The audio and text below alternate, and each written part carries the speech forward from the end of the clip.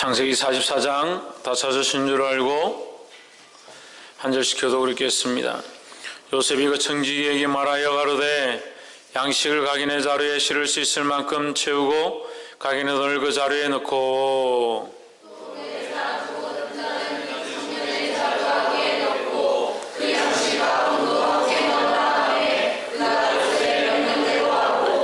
그 동시에 사람들과 그 나귀를 보내니라.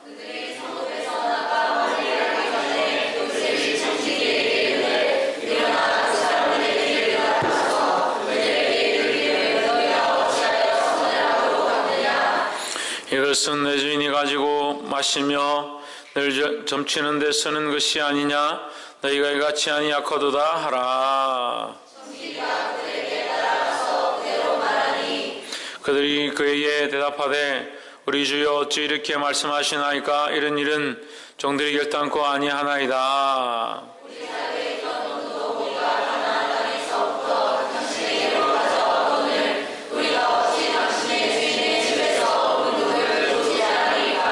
종들 중 네게서 발견되든지 그는 죽을 것이요 우리는 우리 주의 종이 되리이다.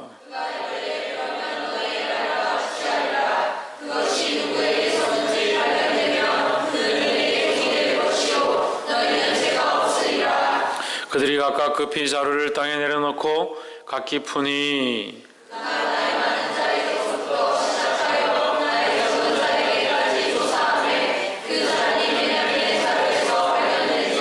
그들이 옷을 찢고 각기 짐을 나귀에 싣고 성으로 돌아오니라.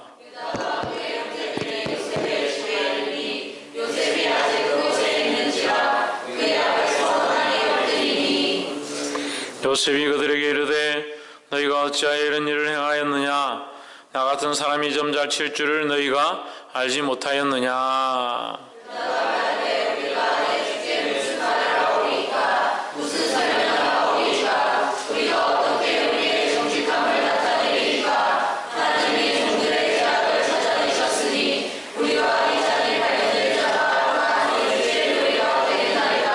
요셉이 가로되 내가 결코 그리하지 아니하리라. 자니 그 손에서 발견된 자라만 나의 종이 되고 너희는 평안히 너희 아버지께로 돌아갈 것이라.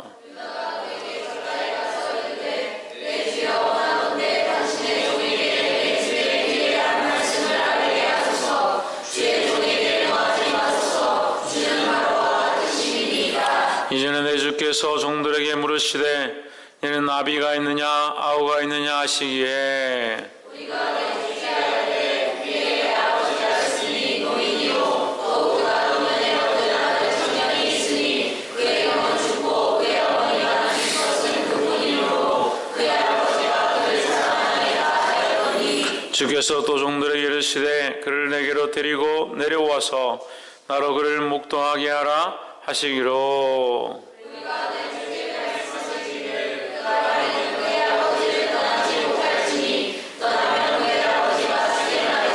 주께서 또 주의 종들에게 말씀하시되 너희 말째 아우가 너희와 함께 내려오지 아니하면 너희가 다시 내 얼굴을 보지 못하리라 하시기로 우리가 주의 종 우리 아버지에게로 돌아올라가서 내 주의 말씀을 너희에게 알려나이다. 그 후에 우리 아비가 다시 가서 곡물을 조금 사오라 하시기로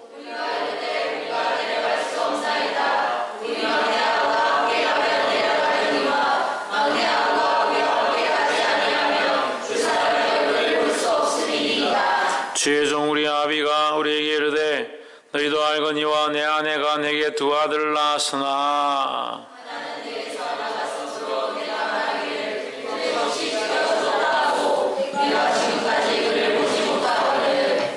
너희가 이도 내게서 취하여 가려 한즉 만일 죄가 그 몸에 미치면 나의 흰머리로 슬피 음부로 내려가게 하리라 하니 아버지의 생명과 아내의 생명이 서로 하나로 묶여 있거늘 이제 내가 주의 종 우리 아버지에게 돌아갈 때에 아내와 우리가 함께 가지 아니하면 아비가 아이의 없음을 보고 죽으리니 이같이 되면 종들이 주의 종 우리 아비의 흰머리로 슬피 음부로 내려가게 함이니이다. 주의 종이 내 아버지에게 아이를 내가 아이를 아버지께로 데리고 돌아오지 아니하면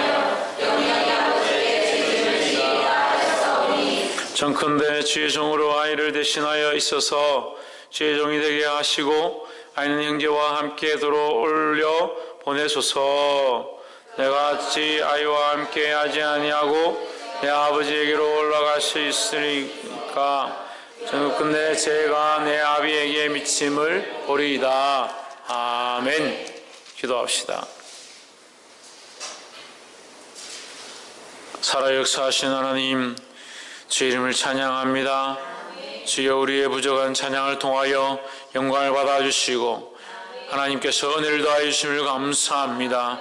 오늘 이곳 가운데 함께 하셔서 말씀하실 것들을 기대하오니 주님 말씀하여 주시옵소서. 우리의 연약함들이 드러나게 하시고 주님 앞에 십자가에 못 박힌 것과 같이 죽은 바 되어서 이제 나는 죽고 주만 사는 역사가 이곳 가운데 일어나도록, 각자 안에 일어나도록, 각 심령 가운데 일어나도록 주여 간섭하여 주시옵소서. 주께서 말씀하시며 은혜를 더하시며 새롭게 하시며 그렇게 하실 줄 믿사옵고 살아계신 예수 그리스도 이름으로 기도합나이다. 아멘. 할렐루야. 우리 옆에 사는 인사합시다. 사랑합니다. 축복합니다. 할렐루야. 마이크를 좀 올려주세요. 예, 말씀의 제목을 한번 봅시다. 시작. 대신 희생하는 유다. 오늘 이 유다의 모습을 통해서 우리가 하나님이 주신 은혜를 나누고자 합니다. 유다는 어떠한 모습 가운데 훈련되어 있는 것들을 드러냈는가? 자기를 희생하는 것, 자기를 대신 드릴 수 있는 자세로 그의 삶을 삶으로 말미암아 결국 이스라엘 민족에게 큰 축복을 주는 자의 역할을 하게 됩니다. 우리 또한 어떤 삶을 살아야 되는가? 우리 또한 이 유다의 삶을 살아야 되는데 유다의 삶이 어땠는가를 오늘 이 말씀을 통해 도전받게 되기를 주의 이름으로 축원합니다. 마이크를 좀 더 올려주세요. 44장 1절에 요셉이 청지기에게 말하여 가로되 양식을 각인의 자루에 실을 수 있을 만큼 채우고 각인의 돈을 그 자루에 넣고 했습니다. 자, 이제 총리인 요셉이 그 형들이 이제 고향으로 돌아가게 됐는데 형들이 왜 왔냐면 곡식을 얻어가기 위해서 왔습니다. 또 얻어서 돌아가는 자들 쌀자루에 곡식을 가득 채울 뿐만 아니라 그 안에다가 돈도 집어넣고 돈만 집어넣는 것이 아니라 은잔도 집어넣었다는 거죠. 은잔을 집어넣는데 은잔은 누구의 자루에 집어넣느냐? 2절에 보시면 내 잔 곧 은잔을 그 소년의 자루 아구에 넣고 그 양식 값 돈도 함께 넣으라 하매 그가 요셉의 명령대로 하고 했습니다. 요셉의 명령대로 뭘 했느냐? 요셉의 명령대로 베냐민의 자루에다가 은잔을 집어넣었다라는 거죠. 할렐루야. 베냐민의 자루에다가 은잔을 집어넣은 게 뭐 할렐루야 할 겁니까? 근데 요셉은 뭘 하고 있습니까? 요셉이 뭘 하고 있는 것 같아요? 시험을 하고 있습니다. 근데 어제도 제가 잠깐 말씀드렸는데 43장 34절에서 뭘 볼 수 있다? 요셉이 형제들을 시험하고 있다. 어떻게 시험하느냐? 다 음식을 나눠주는데 베냐민에게만 특별히 다른 사람에게 5배를 주는 겁니다. 고기를 한 점씩 돌려주면 베냐민에게는 5점을 주고 음식을 조금씩 나눠주면 베냐민에게는 5배를 주는 겁니다. 그럼 형들이 어떻게 생각했습니까? 저게 제일 어리고 제일 막내고 별 잘난 것도 없는데 저놈에게만 잘해준다 유독 뭐가 있느냐 이렇게 생각을 하겠죠. 근데 그렇게 생각했던 형들이 누구를 팔았습니까? 요셉을 죽음 가운데 팔았습니다. 그런데 오늘 이 베냐민의 앞에서는 34절 후반절에 보면 즐거워하였더라. 43장 34절 마지막 절에서 즐거워하였더라. 그들 안에 어떤 훈련들이 되어 있었느냐? 이제 질투하거나 미워하거나 이러한 시기하는 생각들이 많이 없어졌다라는 것을 볼 수 있죠. 요셉이 그것을 알게 되었습니다. 그래서 이제 마지막 시험을 하는 거예요.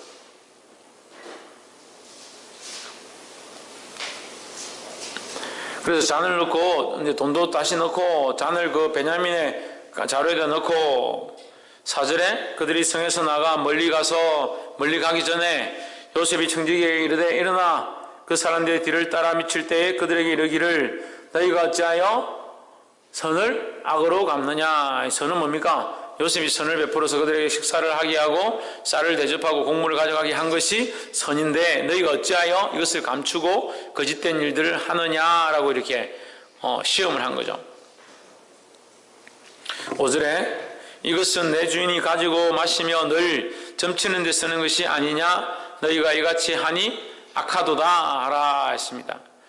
44장 창세기 44장 5절이 여러분 좀 헷갈릴 수 있습니다. 요셉이 하나님의 사람이고 하나님의 종이고 또 요셉을 통해서 어제도 말씀드렸지만 요셉을 통해서 뭐가 흘러간다? 하나님의 거룩함이 그 종들에게 흘러가서 그 종들이 하나님을 알고 그들이 샬롬을 알고 평안을 알고 하나님의 말씀을 아는데 오늘 이 말씀을 보면 요셉은 뭘 하는 자냐? 점치는 자다. 44장 5절만 보면 점치는 자라는 모습을 볼 수 있죠. 그런데 그럼 요셉이 점치는 사람일까? 점치는 사람 같습니까? 그렇지 않죠. 전체적인 문맥을 봤을 때는 요셉은 하나님과 동행하는 자, 하나님과 함께한 삶을 살아가는 자로 충분합니다. 그런데 이 요셉이 점치는 자인 것처럼 자기를 말하고 있습니다. 그렇죠? 딴 사람이 말한 것도 아니라 자기 스스로 그 말을 한 거예요. 내가 점치는 것을 너희가 왜 가져갔느냐.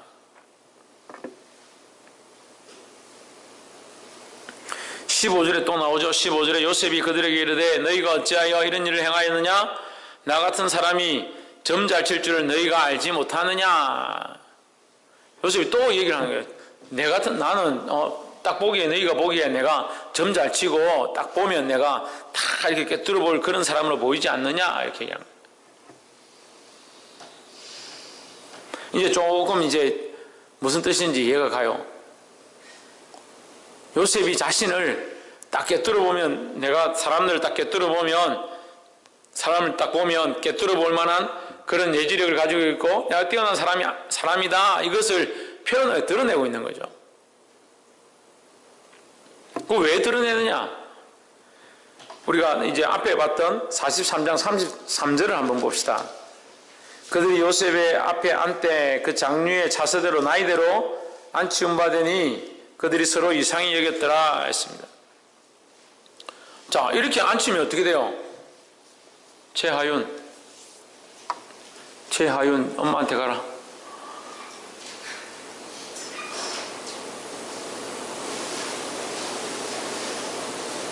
최집사님 이렇게 앉히면 어떻게 돼요? 이렇게 앉혀서 어떻게 됐어요? 어제 말씀을 들었으니까.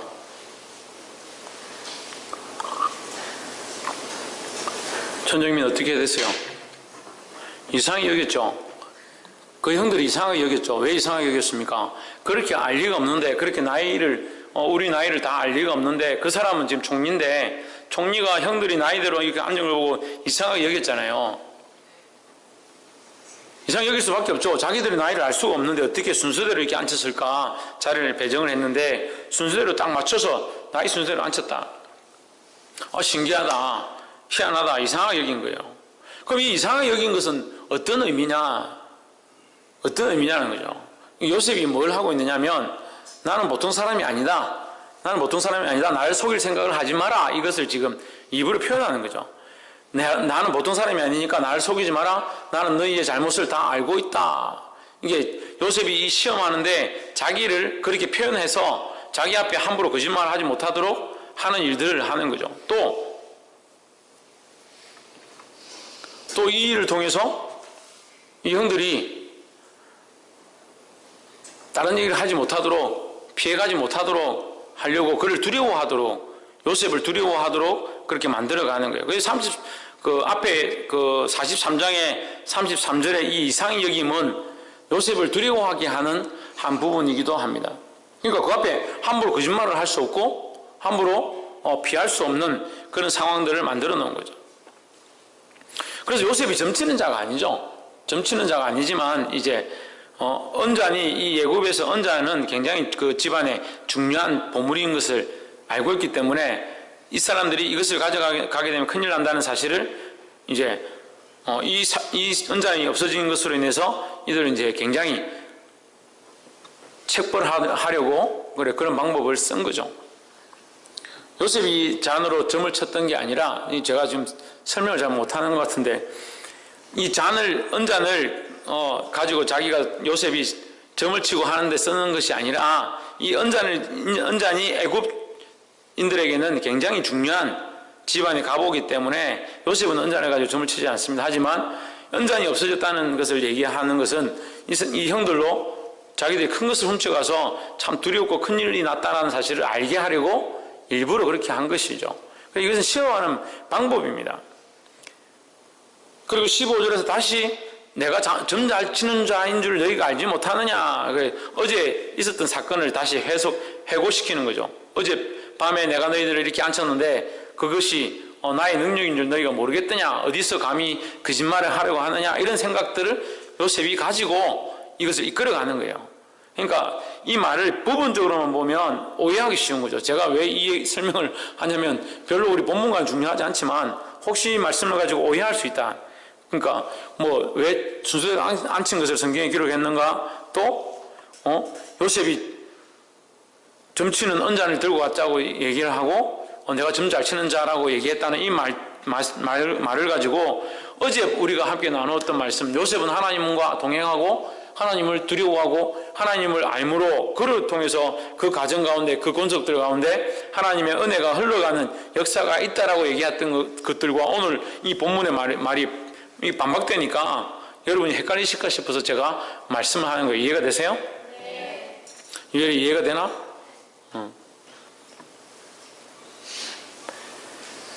그래서 그런 뜻이 아니다.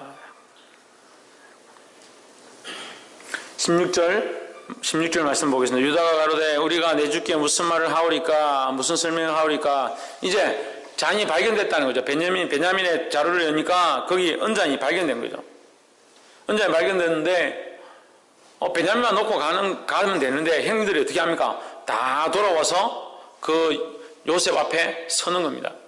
요셉 앞에 서서 16절에 유다가 대표로 나서서 말하기 시작합니다. 어제도 말했지만 르우벤이나 시몬은 오히려 장자나 차자의 그 차서의 그 입장, 그 권세를 많이 잃어버렸습니다. 잃어버렸기 때문에 레위도 마찬가지고 잃어버렸기 때문에 르우벤은 왜요? 그 서모와 통관을 했죠. 그 다음에 시몬과 레위는 잔인하게 세겜 족속들을 죽였죠. 세겜 족속들을 죽이고 잔인한 일들을 하고 그렇게 하니까 이 장자의 위치들을 어떻게 보면 빼앗겨버렸습니다. 그래서 그것이 누구에게로? 유다에게로 넘어갔다. 그렇게 볼 수 있습니다. 그 유다는 계속 어떻게 하는가? 어제도 유다가 그런 중개자 역할을 합니다.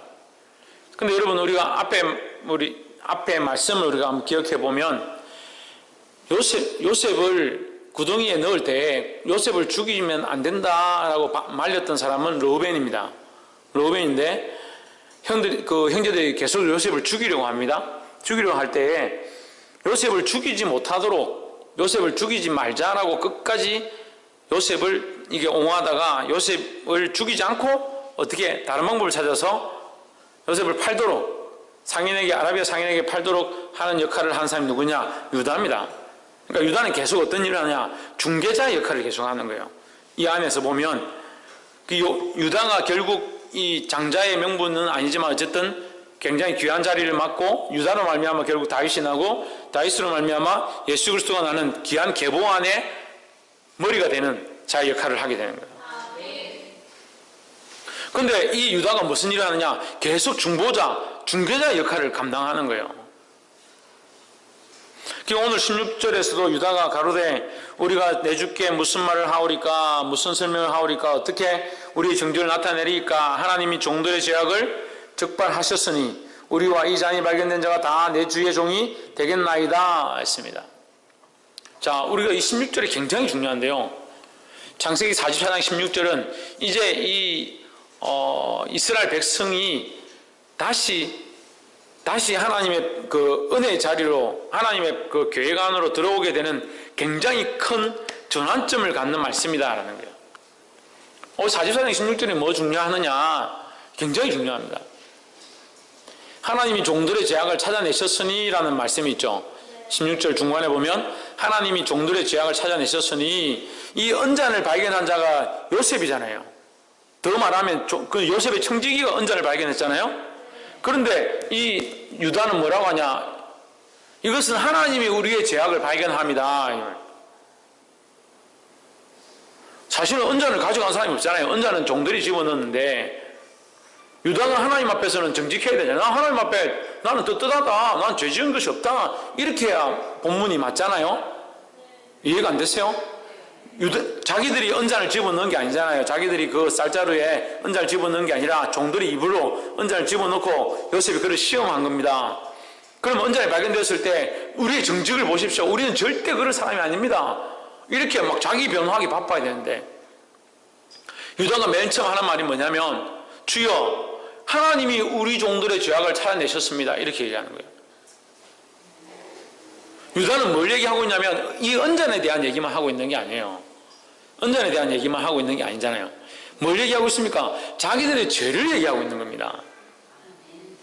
그러니까 이 언잔의 사건을 통해서 유다는 뭘 보느냐? 자기 삶 가운데 있었던 하나님 앞에 거룩하지 않은 모든 죄의 모습들을 돌아보는 겁니다.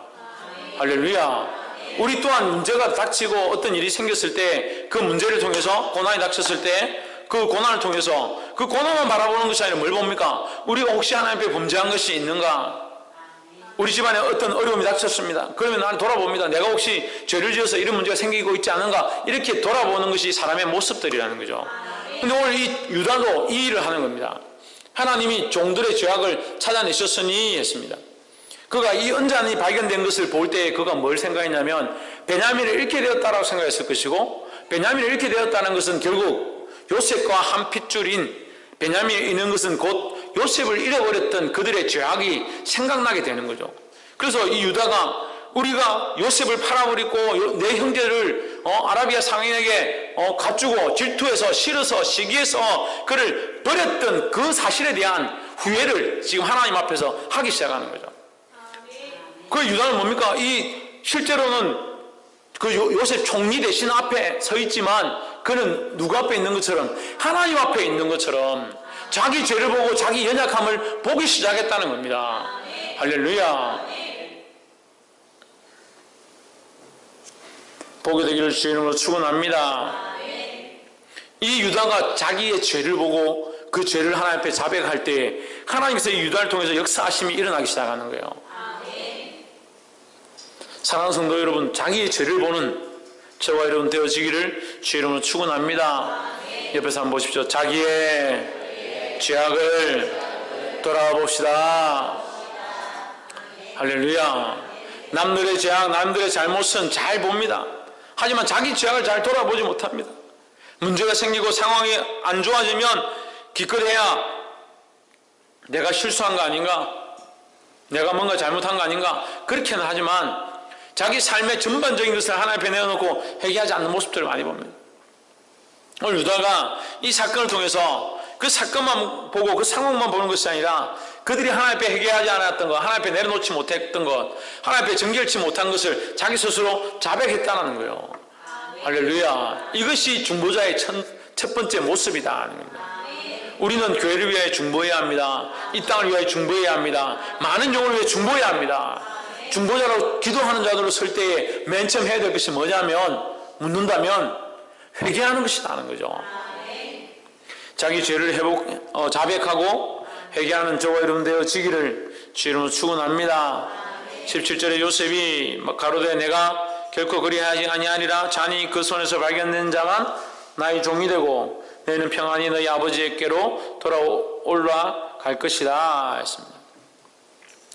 유다가 이 잔이 발견된 자와 우리 모두가 당신의 종이 되겠습니다 하니까 요셉이 필요 없다, 베냐민만 내 종이 되면 된다, 이렇게 얘기를 했죠.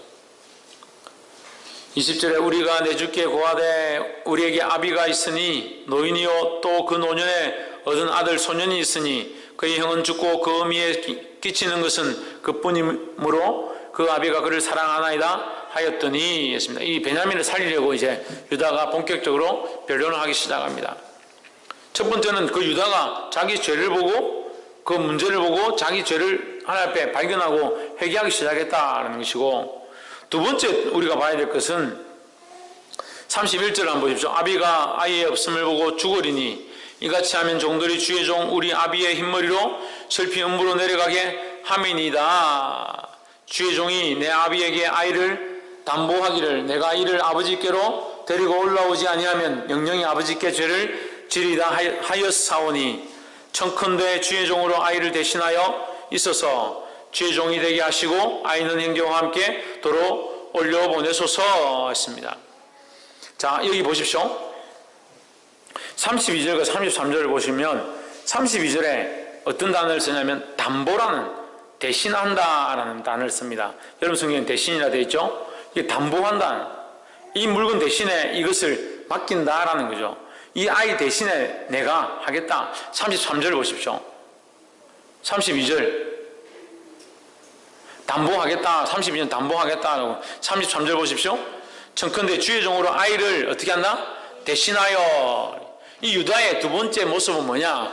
자기가 대신 희생하겠다는 자세를 가졌다는 거죠. 대신 내가 죽겠습니다. 대신 나를 드리겠습니다. 대신 내 삶을 내어놓겠습니다 하는 각오를 했다는 거예요. 할렐루야. 중보자의 모습은 이래야 된다는 거예요. 자기를 드리려고 하고 나를 희생해서 나를 처 복죽게 해서 교회를 살리고 이 땅을 살리고 가정을 살리고 내가 서 있는 것을 살리고자 합니다. 그런 중보자의 마음들이 저와 여러분 안에 있기를 주의 이름으로 축원합니다.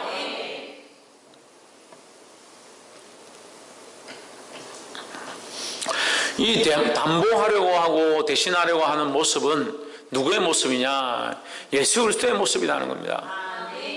예수 그리스도께서 우리를 위하여 대신 대속제물이 되시고 십자가를 지셨다는 겁니다. 할렐루야. 우리가 주님을 따라가기 원한다면 이 유다의 모습을 본받아서 우리 또한 다른 사람의 죄를 지고 대신 담보의 자리를 서는 저와 여러분 되기를 주의 이름으로 축원합니다. 이렇게 말씀드렸다고 오늘부터 가가지고 담보대출 받는데 대신 담보 서고 그렇게 하라는 얘기가 아니고, 우리가 하다못해 다른 사람의 연약한 믿음을 가지고 그 믿음을 위해서 하나님 그 연약한 심령을 위해서 중보하고 대신 눈물을 흘리고, 또 저는 그런 모습들을 많이 하나님 앞에 제가 보게 됩니다. 우리 성도들 가운데 술을 먹지 말아야 되고 하나님 앞에 기도해야 되고 똑바로 살아야 되는데 자꾸 죄를 짓고 엉뚱한 길로 갑니다. 그러면 목회자는 뭘 하겠습니까? 하나님 계속 그렇게 내버려 두십시오 이렇게 하겠습니까? 그걸 놓고 기도합니다. 눈물을 흘립니다. 하나님 살려주십시오. 고쳐주십시오. 회복해 주십시오. 그런 중보자의 역할을 한다는 거예요. 주님 그렇게 하지 못한 거, 그 사람들이 돌아오지 못하는 거, 그 사람들이 하나님 앞에 바로 서지 못하는 거 저의 부족함 때문입니다. 제가 기도하지 못했기 때문이고 제가 똑바로 가르치지 못했기 때문입니다. 예배 시간에 똑바로 말씀 안 듣고 엉뚱한 짓 하는 것도 제가 똑바로 가르치지 못했기 때문입니다. 지금 용서해 주십시오. 그런 기도를 하는 거예요. 사랑하는 성도 여러분, 중보자의 자리에 서기를 주님으로 축원합니다. 끝으로 34절에 내가 어찌 아이와 함께 하지 아니하고 내 아버지에게로 돌아갈 수 있으리까 두렵건대 제가 내 아비에게 미침을 보리이다 했습니다. 34절 가운데 유다는 철저하게 자기의 고난, 자기의 힘듦, 자기의 어떠함, 자기의 영광, 그것을 말하지 않습니다. 끝까지 누구를 생각하는가? 끝까지 아버지를 생각하고 끝까지 이 아이를 생각하고, 할렐루야. 끝까지 이 사람들의 안위를 생각하는 겁니다. 우리 중보자들의 역할이 뭐냐? 중보자의 역할이 뭐냐? 자기 먹을 거 다 먹고 자기 입을 거 다 입고 자기 할 거 다 하고 자기 즐길 거 다 즐기면서 어떻게 중보자의 역할을 하겠냐는 거예요. 어떻게 기도하겠냐는 겁니다. 중보자를 하니까 목사님 나는 중보자가 아닌데, 기도하는 사람들은 다 중보자입니다.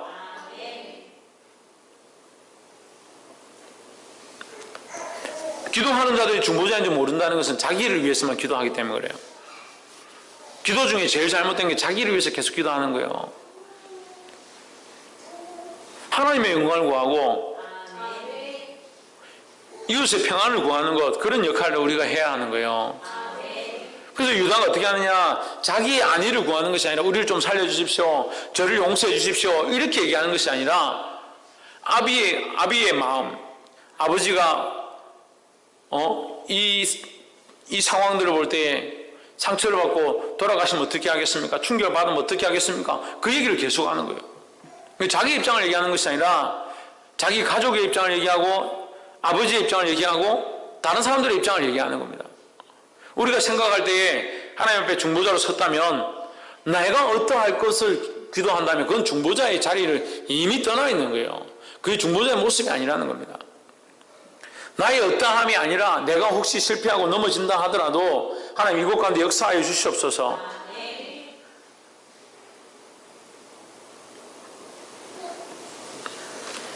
하나님 세울 자를 세우게 하시고, 내가 손해본다 하더라도 하나님께서 그 영혼 가운데, 이곳 가운데 하나님 은혜가 있기 원합니다, 그렇게 기도하는 중보자의 모습을 가져야 된다는 겁니다. 할렐루야. 그래서 마지막으로 중보자는 자기 유익을 구하지 않는다라는 겁니다. 말씀을 맺겠습니다. 천정민, 마지막으로 뭐 어떻게 한다고? 누가? 김태현 누가? 중보자가. 누가 중보자가 되나? 박이사. 내가 하면 반말이잖아. 우리가 중보자가 되어야 된다는 겁니다. 중보자 될 마음이 없는데 목사님 중보자 되라고 자꾸 그렇게 하는 것처럼 생각하는. 오늘 말씀의 제목이 뭡니까? 대신 자기를 희생하는 유다입니다. 유다가 대신 자기를 희생하고 자기를 내어드림으로 예수 그리스도의 계보를 잇게 되는 귀한 반열에 서게 되었다는 겁니다. 할렐루야. 우리가 이 귀한 반열 가운데 서기 원합니다. 생명을 살리고 영혼을 살리고 더 나아가서 구원의 일을 행하는 그런 반열 가운데 서려면 우리 또한 유다의 모습을 본받아서 중보하는 자리에 서야 된다는 겁니다. 할렐루야. 중보하는 자는 맨 처음 어떤 모습들이 있어야 된다 했습니까?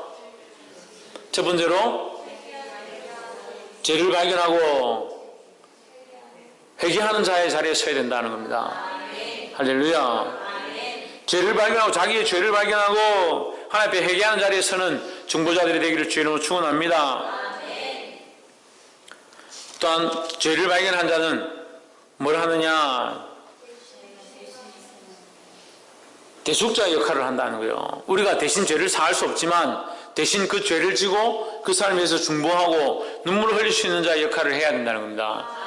할렐루야. 그래서 우리가 이 교회 가운데, 이 지역 가운데, 이 가정 가운데 하나님 보내셨음을 기억하고 내가 다른 영혼을 위하여 눈물을 흘리고 다른 생명을 위하여 눈물을 흘리고 그들을 위해 중보할 수 있는 저와 여러분 되어지기를 주님으로 축원합니다. 마지막으로 중보자는 어떻게 해야 된다 했습니까? 유엘이 어떻게 해야 된다고?